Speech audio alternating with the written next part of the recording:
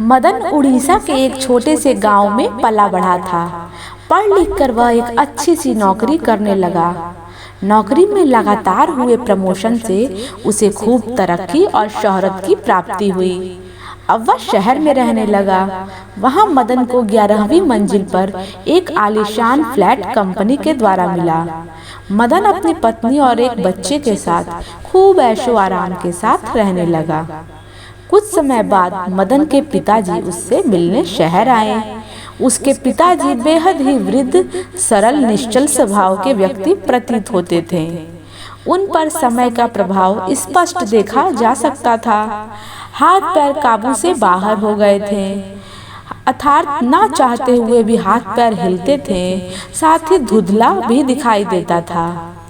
मदन के पिताजी मदन और उसकी पत्नी के काम पर जाने के बाद अपने पोते के साथ फ्लैट में दिन भर रहते और दोनों खूब बातें करते। अपने पोते को बढ़िया बढ़िया कहानी, रामायण, महाभारत और बुद्धिवर्धक कहानियां सुनाते। पोता खूब मन लगाकर उन कहानियों को सुनता। उस नन्हे से पोते का नाम श्याम। घर में महंगे महंगे चीनी मिट्टी और अन्य क्रॉकरी के भी सामान थे। एक दिन की बात है, दादाजी को क्रॉकरी के बर्तन में खाने को मिला।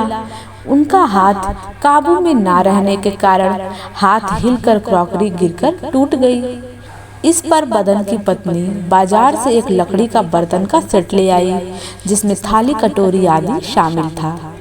अब दादाजी को नित्य प्रतिदिन उसी बर्तन में खाना मिलने लगा। दादाजी को इन बातों का बुरा तो लगा, किंतु उन्होंने किसी से नहीं कहा। एक दिन श्याम खेल खेल में लकड़ी से कुछ बर्तन बना रहा था। इस पर मदन और उनकी पत्नी यानी कि श्याम के मम्मी पापा ने डांट लगाई और कारण पूछा कि यह क्या कर रहे हो। श्याम ने बड़े ही भोलेपन से उत्तर दिया, मैं लकड़ी के कटोरे और बर्तन बना रहा हूँ। इस पर श्याम के मम्मी पापा ने पूछा कि इसकी क्या जरूरत है, इसे क्यों बना रहे हो। तो श्याम ने जवाब दिया कि जब आप बूढ़े होंगे और आपको इस बर्तन की जरूरत पड़ेगी, इसलिए बना रहा हूँ। अब मदन और उनकी पत्नी को अपनी गलती पर पछतावा हुआ।